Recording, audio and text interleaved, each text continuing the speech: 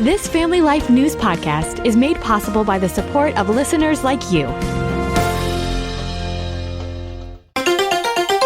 Next on the 5 o'clock report. I saw it was coming. I said a quick prayer and I asked the Lord, just keep me safe. We're living through a moment right now of grave peril. First it was ballistic missiles. Those are now running out. Then it was the attack drones. Those are running out. They're running out of tricks. 500 feet off the ground. I'm going down for sure. I started troubleshooting immediately, looking outside for a spot to land. Now, let's go to the newsroom.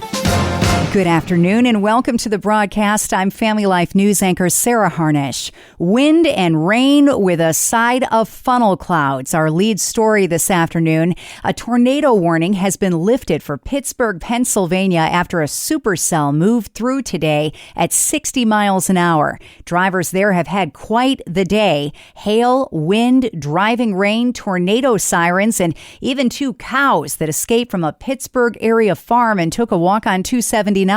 Michael Stewart of Eichner's Farm says those cows got more than they bargained for in the storm. Unfortunately, they were very determined to get out, and when they got out this time, they beelined it and then took off, and we've been chasing them for about a day now. 20 counties are under tornado warnings in the Keystone State through 8 tonight, from the Ohio border all the way to State College. The National Weather Service says New York is getting gale-level wind gusts, rain, and a 40-degree temperature drop from 70 today to 32 for a high tomorrow. Kevin has more details in a few minutes. The same storm leveled buildings in Kankakee, Illinois, and Lake Village, Indiana yesterday. Scott is a Lake Village resident who spoke with storm chaser Jaden Pappenheim. As I saw it was coming, I said a quick prayer and I asked the Lord, just keep me safe.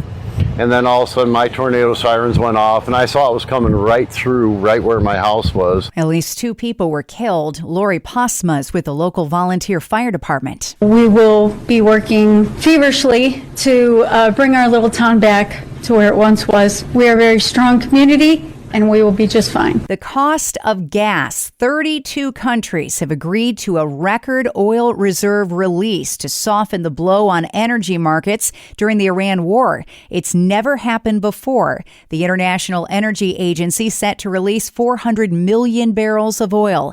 The price of gas now impacting rideshare passengers too. The Uber rides, it was like a little bit on the expensive side. If I do Uber the entire time, it's going to be costly. The United Nations issued a warning today on the war in Iran. CBS's Cammie McCormick. We're living through a moment right now of grave peril. The UN's emergency relief coordinator, Tom Fletcher, said the crisis is escalating rapidly with violence spilling across borders, displacement, and soaring humanitarian needs. And we're seeing the consequences spread faster than we can respond. He said there are hundreds of thousands of people on the move in the region because of the fighting. The United States continues to flex its military might there. American soldiers have delivered hundreds more blows to Iran in the past 24 hours. Deputy Admiral Brad Cooper. We have struck more than 5,500 targets inside Iran. Just yesterday, we had strike waves nearly every hour from different locations and directions going into Iran. Former Trump Deputy National Security Advisor Victoria Coates says the weapons Iran is using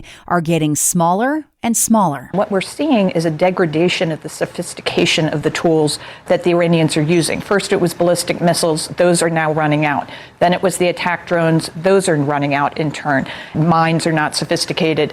So they're running out of tricks in their toolkit. She says all America needs to do is let the Iranian regime run out of supplies. I think we'll just keep doing what we're doing. We'll target those ships. But I think by any conceivable metric, the United States is really making great progress here. President Trump made several stops in Cincinnati today to talk about the economy. But at each location, he was asked about the war. Our military is unbelievable, the job they're doing. I would say, to put it mildly, way ahead of schedule. We've knocked out their Navy, their military in all forms.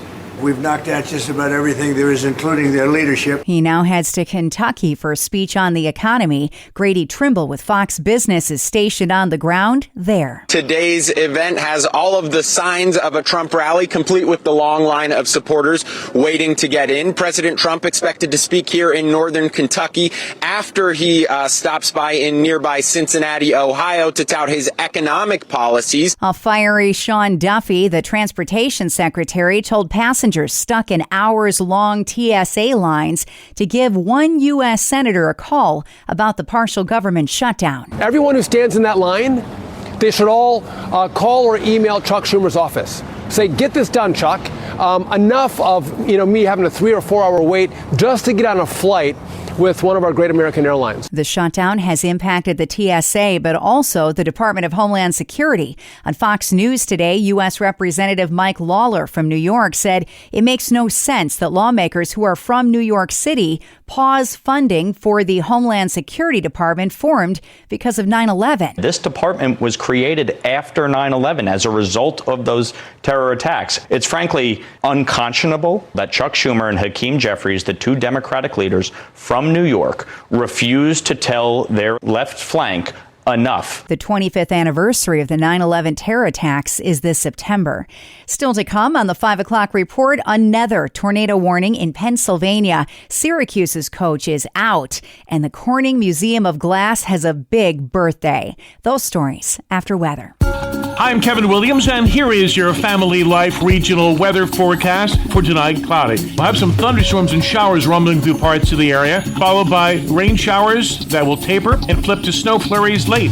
Low temperatures, upper 20s and 30s. Tomorrow, brisk, much colder than it's been. Variable cloudiness with snow flurries, breaks of sun, high temperatures 30s and lower 40s. Friday, cloudy, a period of snow, followed by rain showers with stiff winds and high temperatures Friday, mostly in the 40s. Yeah, thanks, but no thanks, Kevin. Checking the stories making news where you live across New York and Pennsylvania. The National Weather Service issued a second tornado warning that quickly expired because of how fast this storm is moving. Those south of Johnstown and Altoona now have the all clear, but tornado watches stay in place until 8 o'clock tonight. There are 50 to 60 mile an hour wind gusts with this front.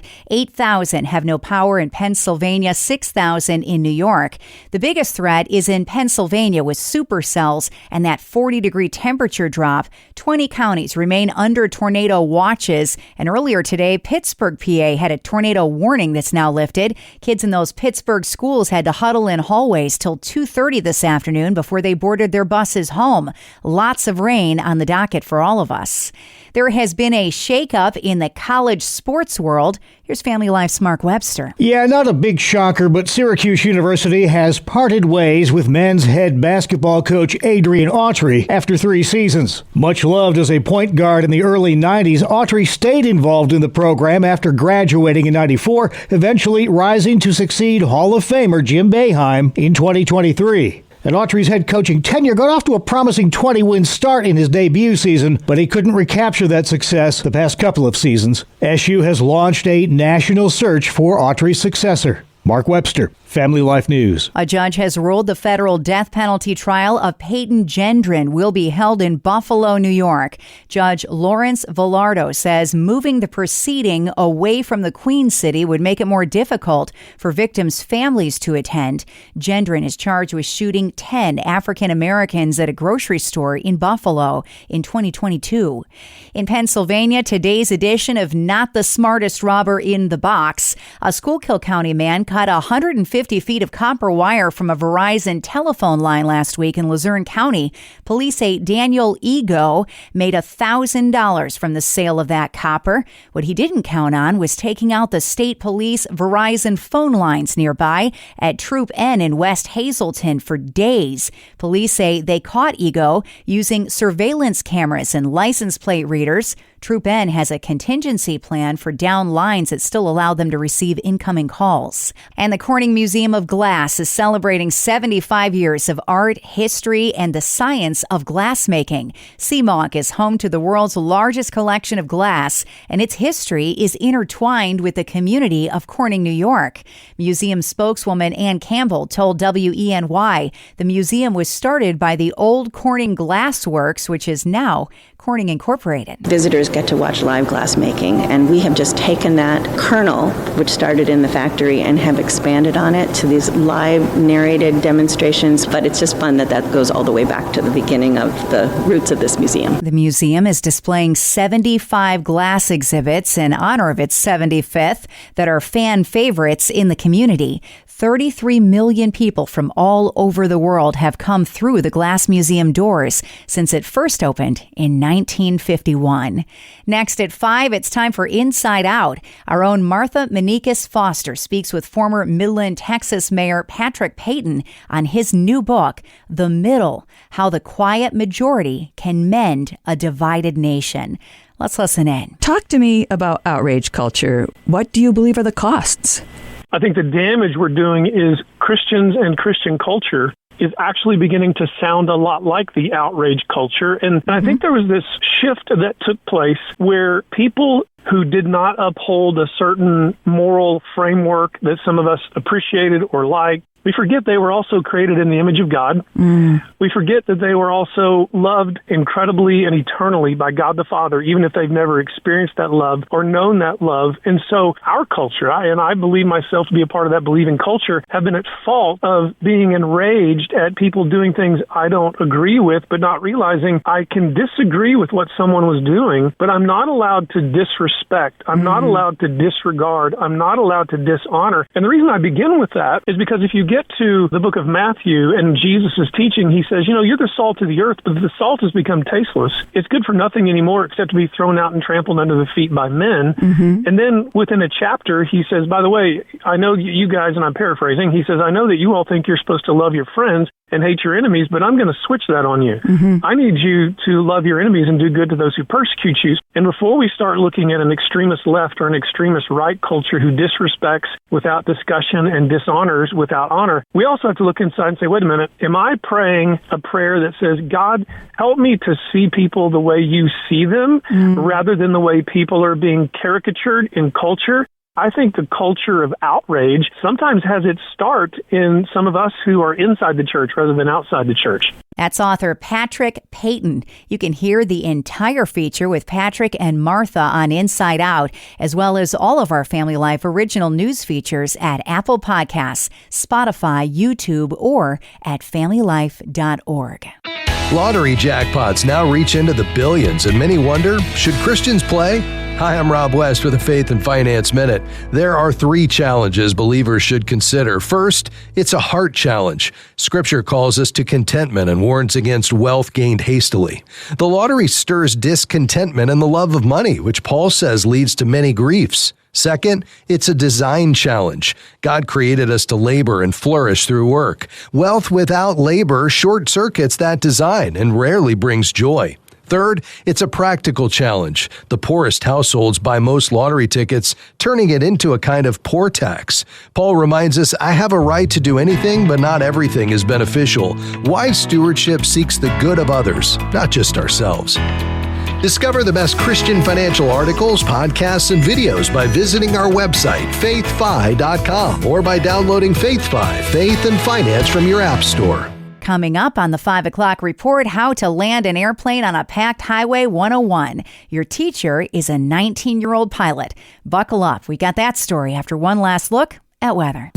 Hi, I'm Kevin Williams, and here is your Family Life regional weather forecast. An active weather day today, wrought by a couple of fronts, a warm front and now a cold front. Behind that latter, the cold front, return to winter weather as rain and thunder flip to showers of snow and flurries as we head through the late night and early morning hours. The call for tonight, cloudy. We'll have some thunderstorms and showers rumbling through parts of the area, followed by rain showers that will taper and flip to snow flurries late. Low temperatures, upper 20s and 30s. Tomorrow, brisk and much colder than it's been. Variable cloudiness with snow flurries, breaks of sun, high temperatures 30s and lower 40s. Friday, cloudy, a period of snow, followed by rain showers with stiff winds and high temperatures Friday, mostly in the 40s. You're going to need your heavy jacket tomorrow. Finally, at 5, a young Florida pilot is thankful to be alive after making an unscheduled landing on a busy road.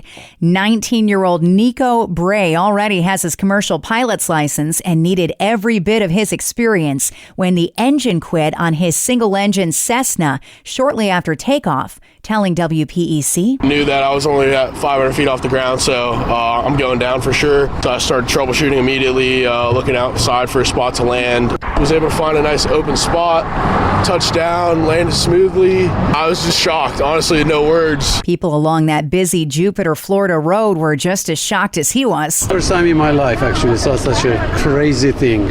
I'm nervous over there. What happened over there? I don't know what happened. His mom rushed to the scene where they embraced, both thankful for how things turned out. I'm just beyond blessed. Glory to God that I'm alive.